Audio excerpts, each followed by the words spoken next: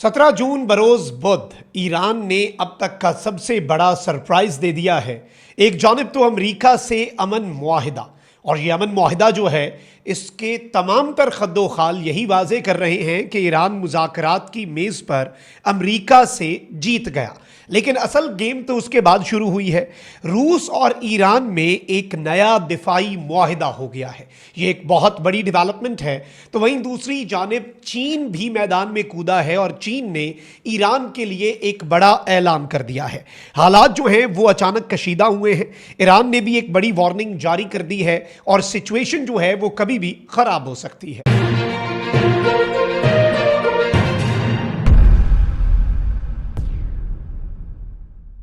बिस्मिल्लाहिर्रहमानिर्रहीम, अस्सलाम वालेकुम। मैं हूं मखदूम शहाबुद्दीन। 17 जून 2026 बुध का दिन। कुछ आम तरीन अपडेट्स हैं जो आपके सामने रखनी है। इस वक्त अमेरिका और ईरान के दरमियान जो डील है जिस पर इलेक्ट्रॉनिकली सिग्नेचर्स हुए, और ये इनिशियल बेसिकली आप कह लें कि लेटर ऑफ इंटेंट था जिस पर साइन हुए। अमेरिका से ट्रंप ने किए, ईरान से बाकर कलिबाफ ने, और पाकिस्तान की तरफ से इन्हीं के कद काट की एक बड़ी तगड़ी शख्सियत ने किए साइन।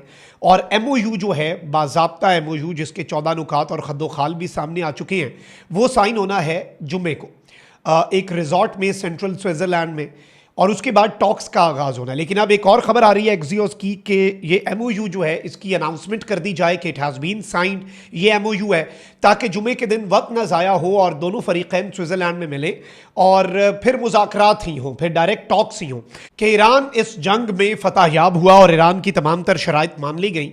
अलबत्ता एक और इंटरेस्टिंग डेवलपमेंट ये हुई है कि अमरीकी मीडिया से गुफ्तगू में अमरीकी नायब सदर JD वैंस ने कहा कि हम अमरीकी अवाम को अमरीका ईरान मफाहमती याददाश्त की तफसीलात तो बताना चाहते हैं, लेकिन कतर और पाकिस्तान ने मुआहिदे का मुकम्मल मतन अभी जारी ना करने का कहा है। मुआहिदे की तफसीलात जुमे को सामने आ जाएंगी। ये मुआहिदा अमरीकी अवाम के लिए बहुत अच्छा होगा। हम उन पर दबाव डाल रहे हैं कि वो आज ही तफसीलात जारी कर दें। मुआहिदे में आबनाए हुर्मुज़ का फौरी खुल जाना शामिल है। मुआहिदे में ईरान की तरफ से दहशतगर्दी की फंडिंग रोकने की सूरत में ईरान को कुछ फ़ायदे मिलना भी शामिल है। JD वैंस के मुताबिक जौहरी हथियारों का हसूल रोकने पर ईरान को आलमी मईशत में शामिल होने का मौका मिलेगा। मुआहिदे में ईरान पर मुआशी पाबंदियों में नरमी भी शामिल है। तो JD वैंस, अब जारी बात है पाकिस्तान और कतर क्यों कह रहे हैं कि इसके नुकात अभी जारी ना करें, इसकी वजह मैं आपको बता देता हूं कि स्पॉइलर का पाकिस्तान को भी पता है, कतर को भी पता है, और स्पॉइलर कौन है जिसे मरोड़ उठ रहे हैं इस वक्त और जो इस डील को सैबोटाज करना चाहता है। Everyone knows it. अच्छा, ऑन दी अदर हैंड कुछ बड़ी डेवलपमेंट्स भी हुई हैं, उन पर आता हूं, लेकिन उससे पहले अगर अभी तक आपने इस वीडियो को लाइक नहीं किया, लाइक जरूर कर दें। कमेंट सेक्शन में राय का इजहार भी कीजिएगा और पाकिस्तान जिंदाबाद का नारा आपने कमेंट सेक्शन में जरूर लिखना है। नाज़रीन इकराम, एक जानिब तो मैं आपको यह बता दूं कि अरब मीडिया के मुताबिक इसराइली फौज ने जनूबी लबनान में जिला नब्तिया के इलाके कुफर तबनीत के नवाही इलाकों को निशाना बनाया और मुतअद्दिद फ़ज़ाई हमले किए। इसराइली फौज ने अल नब्तिया अल फ़ौका कस्बे पर भी मुतअद्दिद हमले किए, जबकि अली अल ताहिर की पहाड़ियों और कस्बे के इतराफ़ में गोलाबारी भी की। दूसरी जानिब लबनानी मज़ामती तंजीम हिज़्बुल्लाह ने भी इसराइली फ़ौजी पोजीशनों की जानिब 10 रॉकेट्स जो हैं वो दागे हैं। तो ये एक तशवीशनाक चीज़ है जो इसराइल और हिज़्बुल्लाह के दरमियान चल रही है।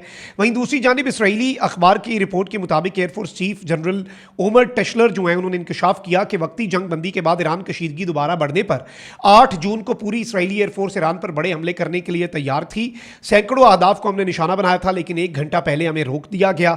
एंड एवरीवन नोज कि किसने अमेरिका को कहा कि इसराइल को रोकें ताकि दोबारा से जंग जो है वो शुरू ना हो। उसमें भी पाकिस्तान सबसे आगे है।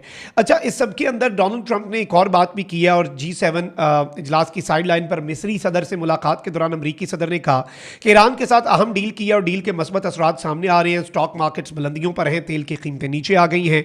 मुआहिदे के बाद आबनाए हुर्मुज़ खुल जाएगी। ईरान के साथ डील ना होती तो दुनिया भर में मुआशी दबाव पैदा होता। ईरान मुआहिदे में $300 अरब के फंड्स की रिपोर्ट्स गलत हैं। फिर ट्रंप ने कहा कि ईरान से मफाहमती याददाश्त हतमी नहीं और मुझे हतमी मुआहिदा पसंद ना आया तो हम दोबारा हमलों के ऊपर वापस भी जा सकते हैं। तो ट्रंप जारी बात है ज़रा अपनी फेस सेविंग और अपनी इमेज जो है उसे रिवाइव करने की भी जो है वो चीज़ें जो हैं वो इस वक्त हल करने की कोशिश में है कि उधर भी उसकी ज़रा इमेज रिवाइव हो जाए। अब आते हैं असल बड़ी खबर के ऊपर जो मैंने अपने इब्तदाइये में बताई और जो हम मेन न्यूज़ आपके सामने रखना चाहते हैं। ये तो अभी तक की लेटेस्ट डेवलपमेंट्स मैंने कोशिश की 8-10 बड़ी खबरें 2-3-4 मिनट में आपके सामने रखूं।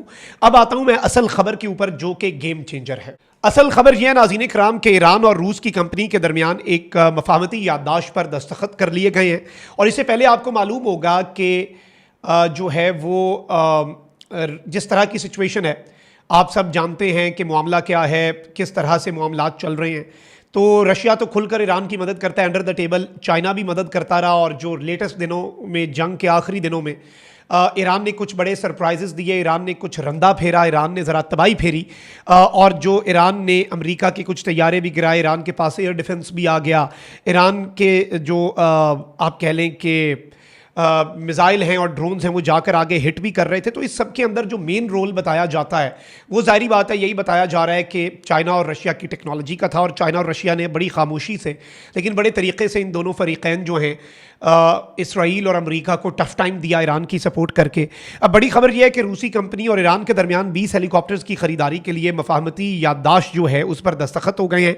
ईरानी खबर रसानी एजेंसी के मुताबिक ये मुआहदा बुध के रोज़ रूसी कंपनी के हेडक्वार्टर में बेसिकली पेश आया, और मॉस्को में मीडिया से गुफ्तगू करते हुए ईरान के जो अहदेदार हैं उन्होंने कहा कि आज रूस से 20 हेलीकॉप्टर्स की बराह रास्त खरीदारी का मुआहदा हुआ है, और हम मुल्क के लॉजिस्टिक्स और फसाई रेस्क्यू बेड़े को मजबूत बनाना चाहते हैं, और इसे एक बहुत बड़ा मोमेंट करार दिया जा रहा है। वहीं दूसरी जानिब ईरान ने पुश किया है कि वो एक मेजर ब्लॉक बनाए चाइना के साथ, और ग्लोबल अलाइनमेंट जो हो रही है ईरान पर से जो पाबंदियां हटनी हैं उसके बाद आपको पता है कि मामलात बहुत ही अच्छे तरीके से आगे बढ़ने हैं। ईरान की पार्लियामेंट के जो स्पीकर हैं बाकर कलेबाफ, जो कि चीफ मुज़ाकरातकार भी हैं इन मुज़ाकरात में, उन्होंने कहा है कि एक स्ट्रेटेजिक ब्लॉक हमें चाइना के साथ बनाना चाहिए। और याद रखिएगा इससे पहले ईरान जो है वो इंडिया के साथ चाबहार और दीगर चीज़ें कर रहा था, बट नाउ ईरान जो है it is more inclined towards China, it is more inclined towards Pakistan. India has never been this irrelevant. India इतना इररेलेवेंट और इतना गैर अहम जो है वो आज तक इंटरनेशनल लेवल के ऊपर नहीं हुआ। इस सब के ऊपर आम चीज़ यह है कि बाकर कलेबाफ ने एक बड़े अहम तरीन टाइम के ऊपर एक तरफ रशिया के साथ मुआहदा किया, तो वहीं दूसरी जानिब कहा है कि ईरान और चाइना के दरमियान इकॉनमी, टेक्नोलॉजी और पॉलिटिक्स में बड़े लेवल पर कोऑपरेशन की ज़रूरत है, और पहले से ज़्यादा अब काम करने की ज़रूरत है, और ये एसेंशियल पार्टनर्स हैं ईरान और चाइना नए वर्ल्ड ऑर्डर के अंदर, क्योंकि अब अमेरिका इस नए वर्ल्ड ऑर्डर के अंदर सुपर पावर शायद ना रह सके। बाकर कलिबाफ ने कहा है कि ईरान जो है वो चाइना की तरफ से एक स्ट्रेटेजिक एलाय के तौर पर देखा जाना चाहिए, और ईरान को एक कस्टमर के तौर पर ना चाइना को देखना चाहिए और ना चाइना को ईरान को, और एक स्ट्रेटेजिक अलाइनमेंट जो है दोनों मुल्कों के दरमियान होनी चाहिए, बिल्कुल उसी तर्ज की स्ट्रेटेजिक अलाइनमेंट जो चाइना और पाकिस्तान के दरमियान है।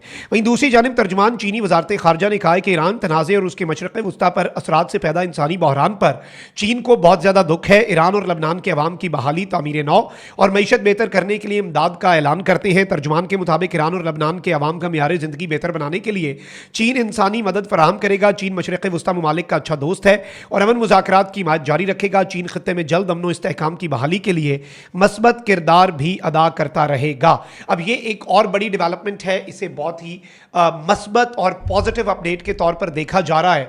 लेट्स सी सिचुएशन क्या बनती है, बट अभी तक का ये सिनेरियो था, ये डेवलपमेंट्स थी जो अपने व्यूअर्स के सामने रखना हमारे लिए बहुत ज़्यादा ज़रूरी थी। एंड लेट्स बी ऑनेस्ट कि चाइना और रशिया के साथ ईरान जो करने जा रहा है साइन सैंक्शंस हटने के बाद, वो तो साइड पर है, लेकिन जो पहला बड़ा मुआहदा होगा ये भी आप खबर ले लें, जो ईरान की इकॉनमी को रिवाइव कर देगा और पाकिस्तान के लिए भी इकनॉमिकली बहुत वायबल होगा, वो बेसिकली पाकिस्तान और ईरान के दरमियान ये मुआहदा साइन हो जाना है। ये सारी अपडेट्स आपके सामने रखना बहुत ज़्यादा ज़रूरी थी। कमेंट सेक्शन में राय का इजहार भी कीजिएगा। अपना बहुत ख्याल रखिए। निगमान पाकिस्तान जिंदाबाद।